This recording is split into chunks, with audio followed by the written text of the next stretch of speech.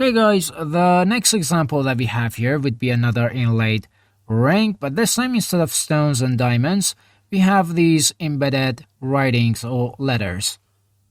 Well, for starters, the ring itself is quite simple. We need another circle here. Then after that, we can just extrude this circle in both sides to create our ring. Just make sure that solid is deactivated. Okay. Now we need to add a little bit of thickness to this ring, so I'm going to use offset surface again. I need an interior offset by 0.15, maybe a bit more, like 1.1.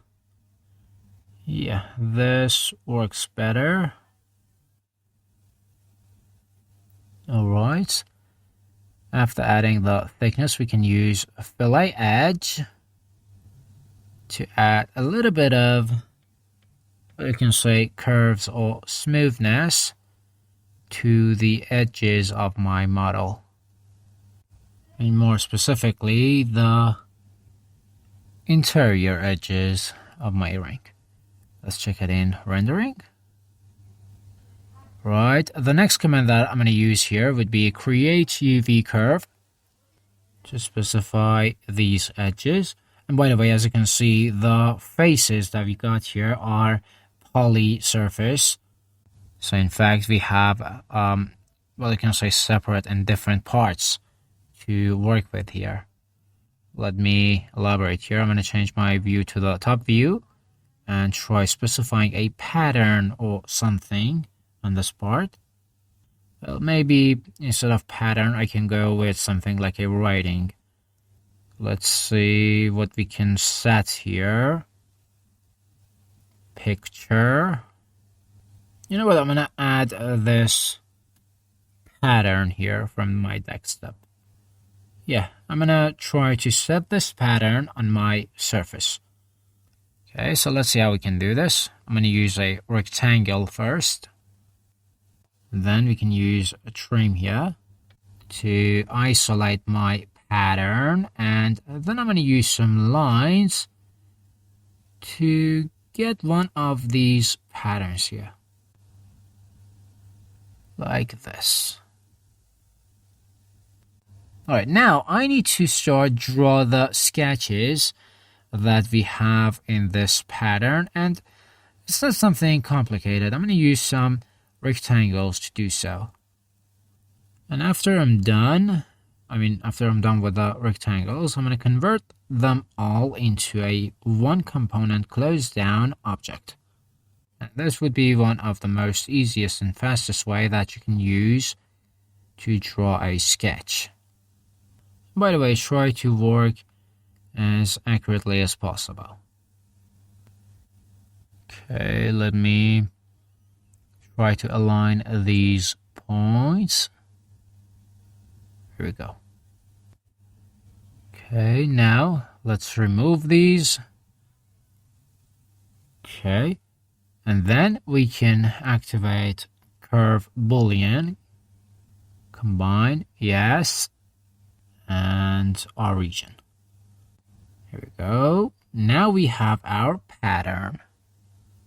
To add more details, we can, for example, add another rectangle down here, then remove the side lengths and the endpoints, and then mirror this to the other side.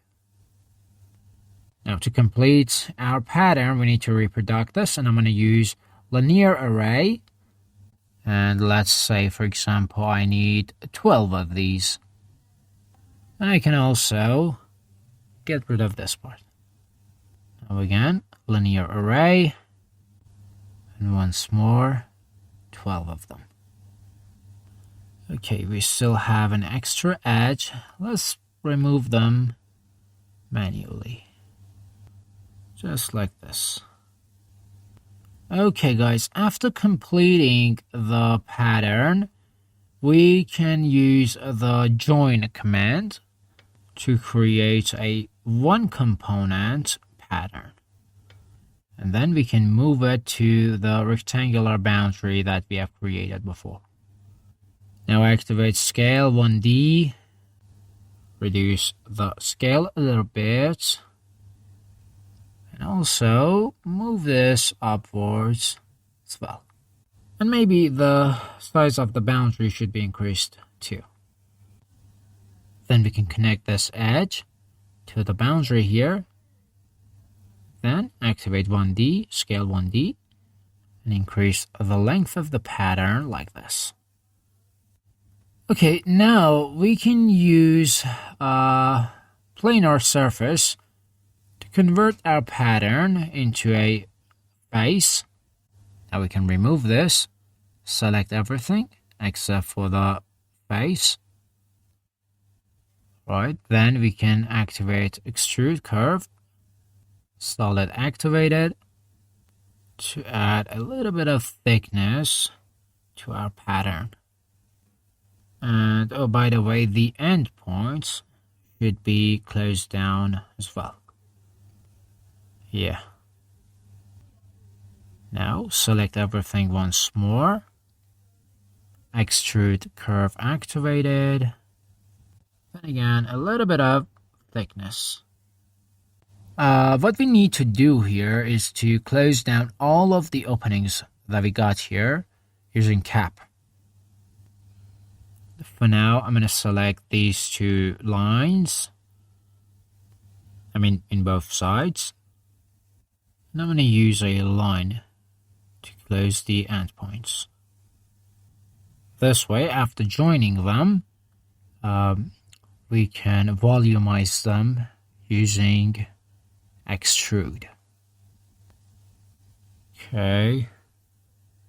Let's see what we can use here. Maybe close curve, or now extrude curve.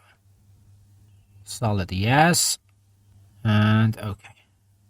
Now what we did here was we have actually made sure that the pattern was protruded in both sides. Now if I use flow along surface to set up our pattern on the surface of our ring, the pattern would in fact be, well, appear embedded. Right now we can select everything using Celeste and then use mirror to move or set our pattern on the other side of our ring as well. Alright. Now we can Celeste, hold Shift and press Ctrl G to turn everything into one group. Now we can use Boolean difference to remove these patterns out of our ring. Just wait for it. It might take a few seconds based on the complexity of our model. Okay, here we go. Now we can remove this extra line. And for the material, let's go with something other than gold this time. Maybe titanium. Yeah, it's a fine model. Well, maybe less polish. Yeah, this is better. If you can see some deformities, this is because of the graphical box. Right, what else? What else we can do here? Seems like we are done here, actually. Yeah, this is basically it. At the end, we can select everything, I mean the entire model, and add the material that we want to use. Okay, by the way, guys, if you wanted to, you could have used Boolean difference again to reduce all of these patterns from your main surface of the ring. And also another thing that I'm able to do here would be, well, to add a little bit of smoothness to the edges that we got here. More specifically, we can use a little bit of fillet to these edges. Yeah, a little fillet, like 0.05. Okay, and here we go, we're done. Now again, select the model and set it inside the layer. And after that, turn the layer off all over again.